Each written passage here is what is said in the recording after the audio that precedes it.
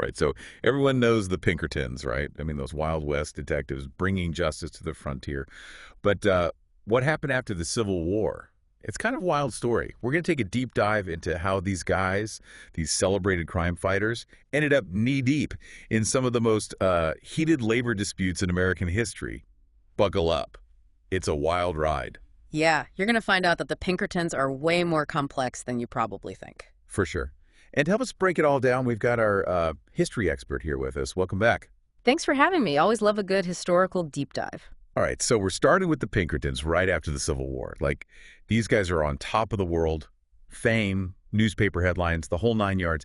Alan Pinkerton, the man himself, was basically a rock star detective. Right. I mean, they were credited with stopping that assassination attempt on Lincoln, recovering millions in stolen goods, cracking down on those train robberies. It was a time when people really needed some sense of order, some justice after all the chaos of the war. And the Pinkertons, they stepped right into that role. Okay, but Alan Pinkerton, he was pretty savvy too. He wrote those best-selling memoirs, which, let's be real, probably stretched the truth a little, but it totally worked. Yeah. They became these larger-than-life figures. Oh, yeah, he knew how to play the game, those books. They painted the Pinkertons as these fearless heroes, taking down the bad guys in the Wild West. And people ate it up. It was a PR masterclass. Okay, but it wasn't all smoke and mirrors. They were up against some serious bad guys, right? I mean, this was the time of gangs like the James Younger gang, robbing banks and trains, and to some people, they were kind of folk heroes. Exactly. It wasn't just black and white, good guys versus bad guys. Remember, this is right after the Civil War. Lots of people, especially in the South, felt a lot of resentment towards the government, towards authority. So some folks saw these outlaws as rebels, fighting against a system they thought was corrupt. It made the Pinkertons' job a whole lot more complicated. So it's like public perception was playing a huge role, making things way more nuanced. And then things got really real when Pinkerton agent Joseph Witcher was murdered while he was investigating the James Younger gang. Yeah, that murder really sent Alan Pinkerton over the edge. He was obsessed with bringing them down. He even put up a giant reward, which just fueled all the media frenzy. Talk about drama. But that obsession with justice had some pretty bad consequences, too. The Pinkertons raided the James family farm and accidentally killed Jesse James's younger half-brother. What a disaster, right? How did people react? Oh, it was a PR nightmare. Yeah. Public sympathy swung right over to the outlaws. People were accusing the Pinkertons of being reckless, brutal. It really hurt their reputation, even though they tried to justify their actions. This is all fascinating, but here's the thing I don't get. If they were so famous, so successful, why were they struggling financially? Cracking cases, making headlines, you'd think that'd be good for business. It's a classic story of idealism clashing with the realities of business. Alan Pinkerton, he was deeply committed to justice, sometimes to a fault. He would pour resources into cases even when clients stopped paying. He had a big heart, but it wasn't always the best business strategy. I see. So even while they're battling outlaws and shaping public opinion, they've got these internal struggles too. It seems like the Pinkertons were always walking this line between their principles and just trying to stay afloat. You got it. And that tension only grew as the agency evolved. Alan Pinkerton's sons, William and Robert, they saw that they needed a more stable income. And they thought, hey, let's provide security for businesses. Let's be private guards. So that shift into labor disputes, that was partly driven by needing money. It was a big factor. They needed reliable income, and protecting businesses, especially with all this labor unrest brewing, it was good money. But something tells me Alan Pinkerton, the old school lawman, wasn't too happy about this new direction. He wasn't thrilled. He wanted to stick to traditional detective work, upholding the law as he saw it. But his sons, they were more pragmatic. They saw the world changing and knew the Pinkertons had to change too if they wanted to survive. And that change led them down a pretty morally gray path. One of those fascinating stories from this time is about James McParland, the Pinkerton agent who infiltrated the Molly Maguires. This guy was living a double life, a coal miner by day, secret agent by night. So who were these Molly Maguires and what were they doing that was so dangerous? The Molly Maguires were a secret society, mostly Irish immigrant miners fighting for better conditions in the coal mines, dangerous work, often exploitative, and they were accused of using some pretty rough tactics, violence, intimidation to get what they wanted. So they were definitely on the radar of law enforcement and, of course, the mine owners. So McParland was in, trying to expose them while keeping his cover. The stakes were incredibly high. Absolutely. He was constantly worried about being found out, Yeah. and the information he gathered, it led to the arrests and even executions of some of the Molly Maguire leaders. Huge win for the Pinkertons and for the mine owners who hired them, but it really fueled that whole controversy about their role in labor disputes. Because it made them look like they were siding with the powerful against the workers. That's the tricky part. On one hand, they were hired by businesses to protect their property, their interests, which put them squarely against the workers who were fighting for better conditions. But on the other hand, they argued they were just upholding the law, trying to stop violence and keep things peaceful. So they were stuck in the middle of this huge societal conflict, and everything they did was going to be seen through that lens. Exactly. Hmm. And as things got more industrialized and labor unrest just kept growing, the Pinkertons found themselves on the front lines of a battle that was about to explode. And that brings us to some of the most violent clashes in American labor history. The Haymarket Massacre, the battle at the Homestead Steel Mill. These are stories that need their own time. Okay, so we left off with the Pinkertons getting deeper and deeper into these labor disputes. And it sounds like things are about to get really, really messy.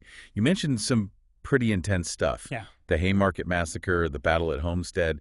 These sound like turning points. What made them so important? Well, you could say that these events, they were flashpoints. They showed just how bad the conflict was between the workers who wanted better conditions and the businesses who wanted to, stay in control, and the Pinkertons, right in the middle of it all. Let's break it down one event at a time. First, the Haymarket Massacre. Chicago, 1886. Paint us a picture. What happened? Okay, so imagine Chicago back then. The labor movement is gaining steam, workers everywhere are demanding an 8-hour workday, things are tense. And then this labor rally in Haymarket Square, it takes a dark turn. Someone throws a bomb right into a crowd of police officers, and all hell breaks loose. Whoa, a bomb.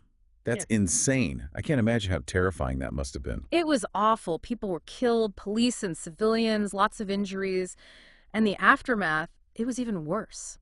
No one knew who threw the bomb, but the authorities rounded up a bunch of labor leaders and anarchists, accused them of, inciting the violence. Some of them were convicted, even executed, and the evidence against them was really weak. So this event, it basically scared the labor movement into silence. Pretty much. It made people suspicious of organized labor, made it easy for businesses and the authorities to label workers as dangerous radicals. And the Pinkertons, they were already seen as protecting the interests of the rich and powerful, so this just made things worse. And then there's the Homestead Steel Mill. This one, it sounds like an all-out war. Again, the Pinkertons are right in the middle of it. It was a war, all right. Picture it. 1892, Andrew Carnegie's steel mill near Pittsburgh. The workers go on strike. The company had tried to cut wages, bust the union. So the company brings in hundreds of Pinkerton agents, armed to the teeth, to protect the mill and bring in those replacement workers, the scabs. So the Pinkertons were brought in as muscle, basically. How did the workers respond to that? They were furious. Seeing those Pinkerton guys armed and ready to fight, it was a direct threat.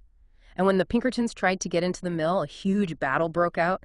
Gunfire, dynamite, they even set the river on fire. This is crazy. It's like something out of a movie. It was total chaos. People were killed on both sides. And in the end, after a long standoff, the Pinkertons surrendered. So this defeat at Homestead, along with the Haymarket Massacre, it really solidified this image of the Pinkertons as the bad guys.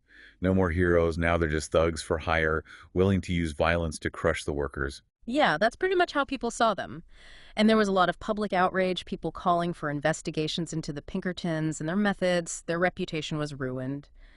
And their role in labor disputes, that was over. So what happened to the Pinkertons after all that? Did they just fade away? Not exactly, but they had to adjust. They couldn't really be involved in labor disputes anymore, not with everyone against them and new laws being passed to limit what they could do. So they needed a new plan, a new focus. Exactly. They went back to basics, investigations, security consulting, even started getting into some early forensics.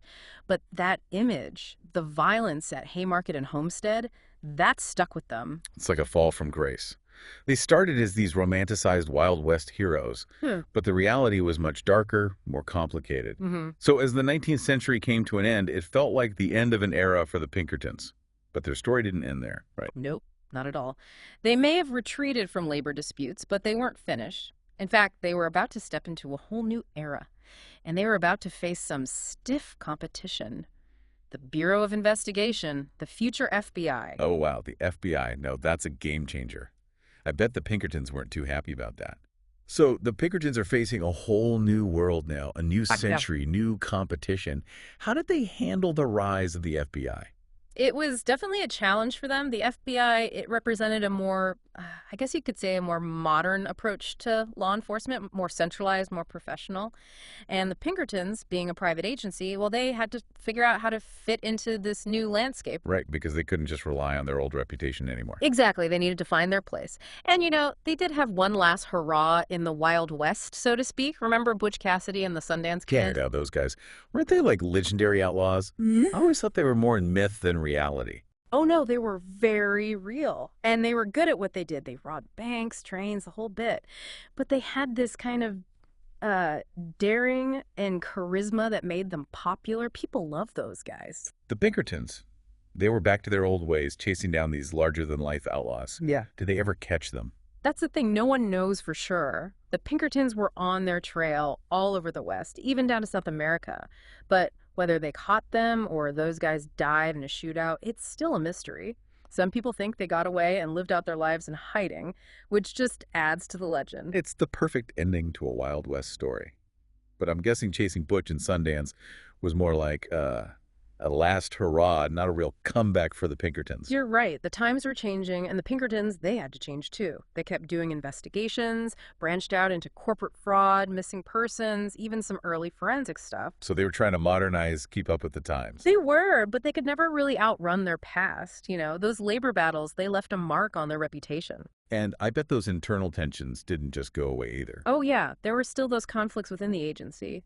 Alan Pinkerton, he had this vision of his agency as being this symbol of moral integrity. But as the agency grew, sometimes those ideals got lost. So it was like this constant struggle, trying to be true to their values while also surviving in a world that was changing fast. Exactly. And here's where things get interesting.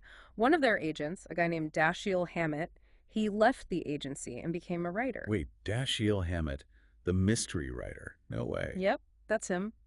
He used his experiences working for the Pinkertons to write some of the most famous detective novels ever. The Maltese Falcon, The Thin Man, those are classics. That's amazing. So even with all the controversies, the Pinkertons ended up influencing the very genre they were known for. It's funny how history works sometimes. Hammett took those real-life experiences, the grit and the drama, and turned them into art. His legacy goes way beyond just solving crimes. It's been quite a journey. We've seen the Pinkertons go from Wild West heroes to, well, something much more complicated. So what's the takeaway here? Why should we care about a detective agency from the 1800s? Because their story, it tells us a lot about America, about the relationship between business, labor, law enforcement, about what happens when a few people have too much power. So it's not just about cowboys and outlaws, it's about the bigger picture. Exactly. The Pinkertons, they were heroes to some, villains to others. It all depends on who you ask and when you ask them. Their story reminds us to think critically, to question what we think we know, and to remember that there are always multiple sides to every story. That's a great point. So to wrap things up, here's something for everyone to think about. What does it even mean to be a good guy? Especially when the lines between right and wrong get so blurry. What are we willing to sacrifice for justice, for security, or even just for profit? These are questions we're still asking today, and thanks to you, we have a whole new perspective on them. Thanks for being here. My pleasure. And remember, the past is never really past. It shapes who we are today, and it'll keep shaping our future. Keep exploring, keep questioning, and keep learning.